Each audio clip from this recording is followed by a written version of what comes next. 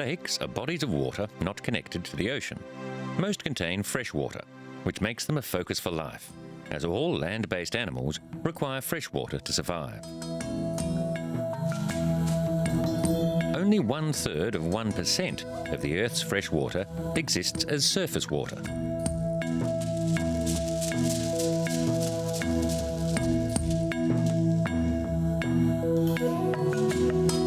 Just 3% of the world's water is fresh, with 2/3 being locked away in polar or glacial ice, and most of the rest in underground aquifers.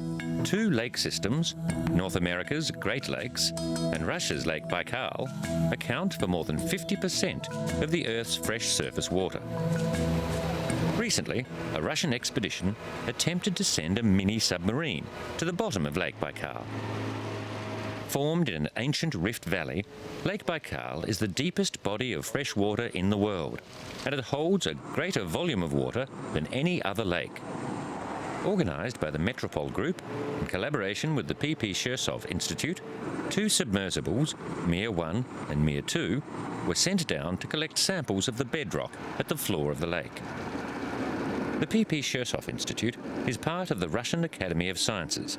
It has a fleet of research submersibles designed to function at extreme depths. The Mir craft used for the Baikal dive are capable of descending to 2,000 metres. This was the first time it had been used in fresh water. The dive lasted almost 5 hours. In a symbolic gesture, the expeditioners drank a sample of water collected from the bottom, a depth of 1,637 metres. Lake Baikal is a UNESCO World Heritage Site. During the winter months, the lake freezes over. With an average ice thickness of 1 metre, the surface becomes a highway. The Trans-Siberian Railway passes along the edge of the lake. Completed in 1914, the railway was intended to open up Russia's vast eastern region, but the area is still relatively undeveloped. Situated near the border of Russian Siberia and Mongolia, the Lake Baikal region is home to more than 1,700 species of plants and animals, most of which are unique to the area. But the region is undergoing changes due to a warming climate. Vast expanses of soil that has been frozen for tens of thousands of years has started to thaw. Huge ice wedges have been exposed by the thawing process. The wedges are normally covered by vegetation, but as the ice melts, the solid land around it turns into mud and subsides, causing trees to fall over and exposing more ice. The thaw is just part of what could be a much greater problem. The frozen soil is known as permafrost. As it melts, it releases methane, a greenhouse gas that in this case has been trapped in the frozen soil for 20,000 years. The process will accelerate the rate of global warming. Sergei Simov has studied the Siberian permafrost for over 25 years. He says the melting of the permafrost exposes ancient soil formed during the last ice age, when large herbivores like mammoth and bison roamed Siberia. The thaw creates an ever-growing number of lakes, where methane bubbles up to the surface. Where the natural vegetation of mosses, shrubs and trees has been disturbed, the thaw is faster and causes land subsidence. Zimov's research team is trying to find out just how fast this matter is melting. They measure the release of the gases at a test site in the coniferous swamps. To induce the thaw of permafrost, they've removed the vegetation that normally works as thermal insulation. Ancient organic matter is frozen beneath 1 million square kilometres of Siberia. It is this ancient compost that is now melting, releasing methane and CO2. Humanity emits about 7 billion tonnes of carbon a year. Zimov says permafrost areas hold 500 billion tonnes of carbon, which, if it melts, can release methane and carbon dioxide with frightening speed. The methane released as the swampy new lakes continue to grow is 20 times more insulating than CO2, making it a very potent greenhouse agent. In just 10 years, a main road to a gold mine in the neighbouring region of Chukotka has subsided into an impassable, bumpy canyon up to 7 metres deep in some places. This was the region's main road. Every day, huge trucks brought cargo over this road, but as the permafrost melted, the road sank, becoming a ravine. The same thing is happening to other roads built above permafrost.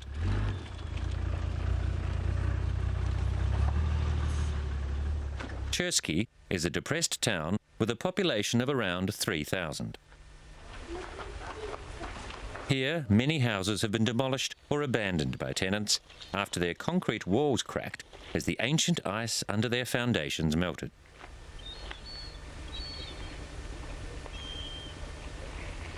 The people of this sparsely populated region depend on fishing for their survival, but the thaw is also affecting the fish stocks. Rivers become swollen when the weather warms, sometimes bursting their banks and flooding. This is increasing the number and size of the lakes across the region, but it interferes with the breeding cycles of the fish, and numbers are declining. Another lake in northwestern Italy had the residents of the village of Macugnaga worried when it too was expanding. Lake Ephemeral is fed by meltwater from the Belvedere Glacier in Italy's Piedmont region, and usually causes no problems. But after Europe's record-breaking heat wave of 2002, runoff from the glacier had increased dramatically, and civil defence authorities were using helicopters and 6 pumps to keep the water level under control. The possibility that it could burst, sending 3 million cubic metres of water cascading into Macugnaga, was very real. During 3 weeks, the lake's level had risen by 1 metre a day, before a drop in temperatures slowed the rate of melting, giving more time for experts to find a solution. A sonar system was put in place to monitor water levels in Lake Ephemeral around the clock. Occasional bad weather slowed emergency operations, already hampered by the lake's location, 2,300 metres above sea level. The pumping operation proved effective, but the Belvedere Glacier remains diminished.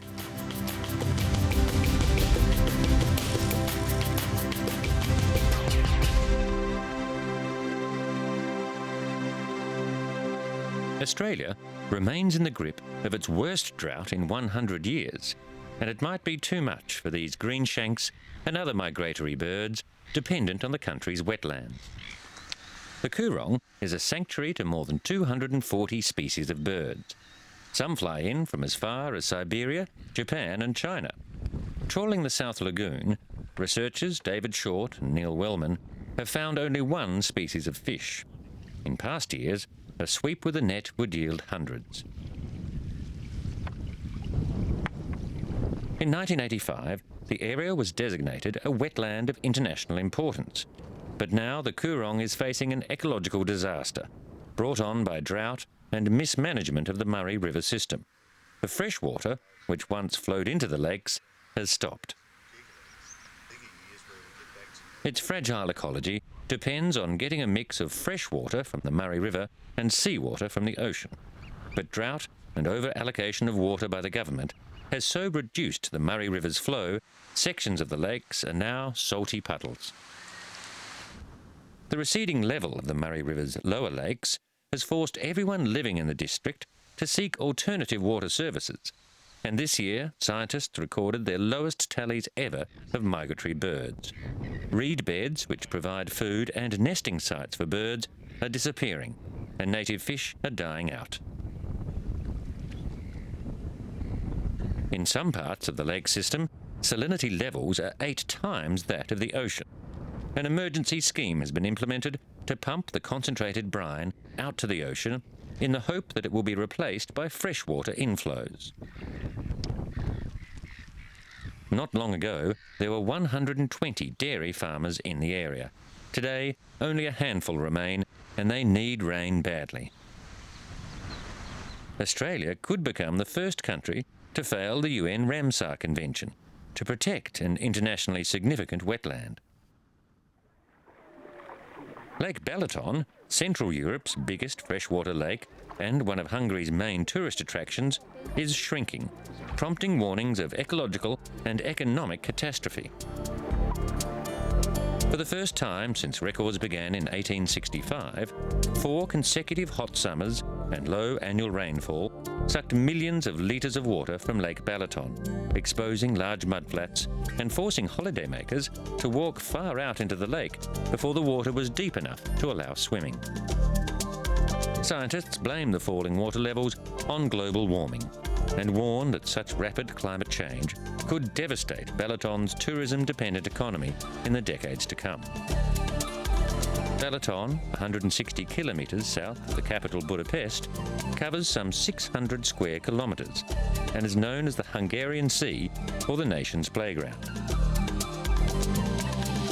With its warm, shallow waters, picturesque villages, thermal spas and sloping vineyards, the lake attracts several million tourists each year and accounts for over 5% of Hungary's gross domestic product.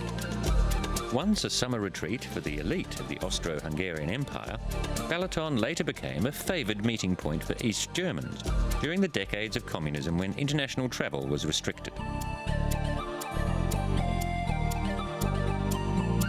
When it became clear that less water was reaching the lake and more was being lost through evaporation, the Hungarian government began to worry, and a plan to transfer water from the Raba River was examined. Long jetties and water slides that used to stretch from shoreside gardens into the lake now stand exposed, ending well short of the water. The government is reluctant to take hasty and costly decisions until the scientists have more data.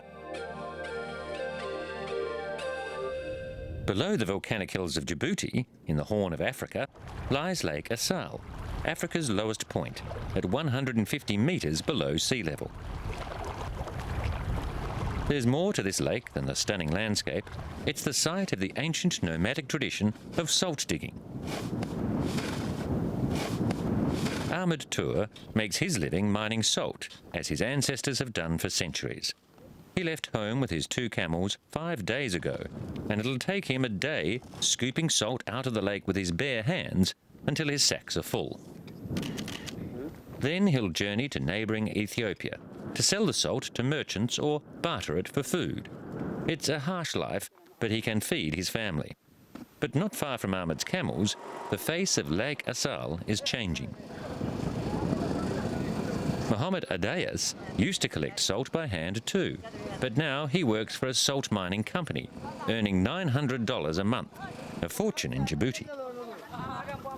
From 1997, salt mining at Lake Assal became industrial, and now several companies are using machines to dig the lake's salt.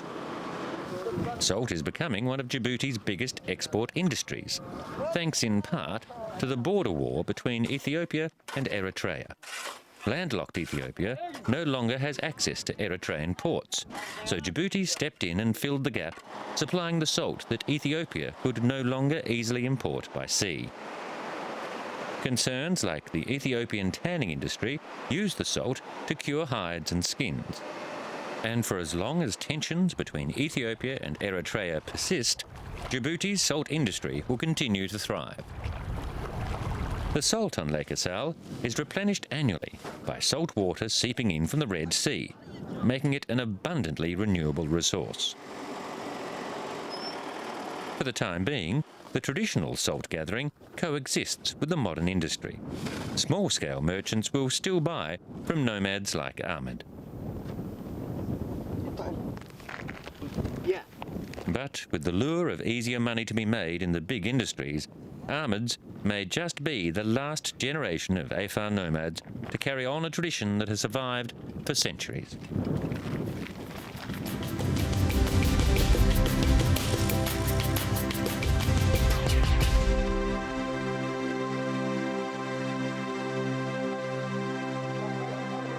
Every year, hundreds of thousands of Hindu devotees, cattle traders and foreign tourists converge on the sand dunes surrounding Pushkar Lake in India's Rajasthan to participate in one of the world's most colourful festivals. tens of thousands of Hindu pilgrims come to bathe in the holy waters of Pushkar Lake. The Pushkar Fair, which takes place in the desert 375 kilometres west of India's capital, is a mix of three diverse attractions: an annual cattle fair, a Hindu religious festival, and a tourist attraction. At the time of the full moon around October and November, in the Hindu month of Kartik, the small town on the edge of the desert lake swells with nomadic tribespeople, craftsmen, artisans, musicians, and tourists. Camel breeders camp out in the surrounding sands for a week of serious camel trading, and camera-carrying tourists settle in for some serious photography. Across Asia and the Middle East, camels still occupy an important position in rural economies. For travel in arid regions that lack well-made roads, camels are essential. The animals are also sources of meat and milk. Around 25,000 camels will change hands at the Pushkar Lake Camel Fair. The animals also have a part to play in the tourist industry. The festival attracts thousands of tourists, with many keen for a camel ride. Nap Hai Lake, high in the Tibetan Plateau, is an important breeding area for the declining numbers of black-necked cranes. The region is sparsely populated by Chinese standards, but expanding farmlands are leading to the draining of swamps and wetlands, the habitat of an array of bird life, including the black-necked crane. The Nap Hai wetlands, where black-necked cranes feed and breed, are under tremendous pressure, as their fragile wetland habitat is facing increasing pollution and shrinking freshwater sources. Black-necked cranes are also being threatened by uncontrolled poaching. The bird's plumage is in high demand. A symbol of peace, the black-necked cranes were once abundant in Western China, Bhutan, and India. Now, the species is regarded as endangered. Fragmentation of the wetlands, combined with a booming tourist industry, is adding to the pressure on the bird's natural habitat, and ornithologists are trying to learn more about the bird's habits. It is estimated that there are only 5,000 to 6,000 cranes left in the wild. The wetlands of Bhutan and southern Tibet are the wintering sites for these birds, while northern Yunnan and the eastern part of Ladakh in India serve as their breeding grounds. Surrounded by snow-capped mountains, alpine meadows, and mountain forests, the area is also home to other endangered species, such as the snub-nosed monkey and the snow leopard. With elevations between 1,500 and 5,400 metres, the region has extremely diverse climate, soil, and vegetation patterns, with high-altitude marshes, lakes, and wetlands where the cranes like to congregate. Over the last few decades, China's rapidly growing economy and population have been the root causes of wetland and vegetation degradation throughout the country. Planned dams, roads, and tourism infrastructure are all potential threats. Every February at Lake San Moritz, high in the Swiss Alps, a unique racing season takes place. The San Moritz White Turf races have been held every year since 1907 on the frozen surface of the resort town's lake. Thoroughbred horses from around the world compete in races including flat course sprints, trotting, and skiing, in which skiers are pulled by horses. The skiing takes place on a 2,700-metre circuit. This particular racing style has its origins in Scandinavia, where the skiers are pulled by reindeer.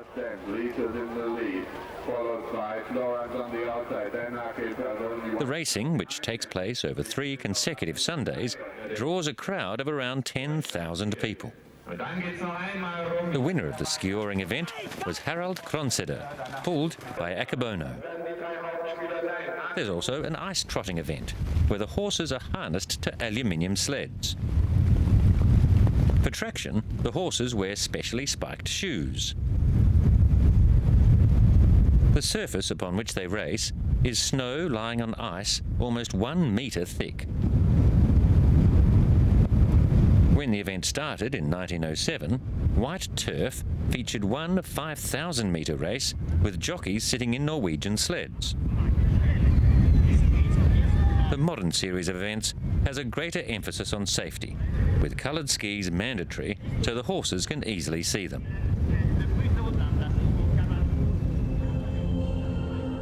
In 1967, at Coniston Water in Britain's Lake District, a technical team gathered around a unique craft called Bluebird.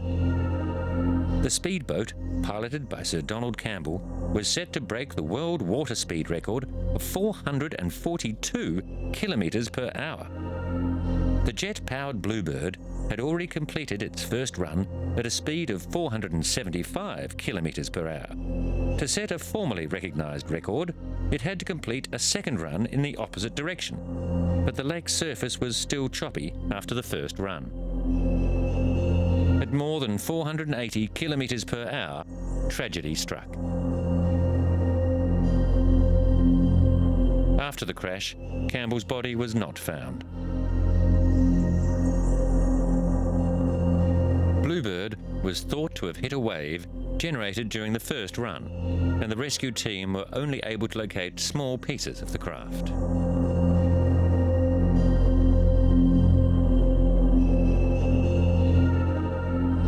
Almost 4 decades after the tragedy, a salvage team located Bluebird, and it was agreed that it should be raised to protect it from looters.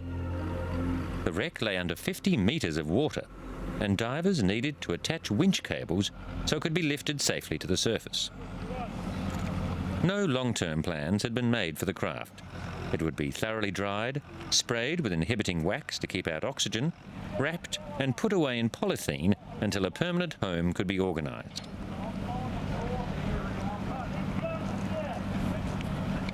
Some hope more extensive restoration work will be carried out. Campbell's widow, Tonya Byrne Campbell, was at the lake when the craft was raised. Some had wanted it left where it was. Donald Campbell remains the only person to have held both the land and water world speed records. Ironically, the fatal record attempt was an effort to break his own record. In 1967, the Bluebird K7 was already more than 10 years old, but it had just been refitted with a new, more powerful jet. Campbell wanted to push the record beyond the reach of a newly arrived American challenger, but the 1967 record attempt was plagued by technical problems and poor weather conditions. The salvage team was led by diver Bill Smith. He said he was glad that they had reached the boat, as there was always the risk that less scrupulous souvenir hunters could get there first. Smith said it was important that the operation was carried out with dignity and respect.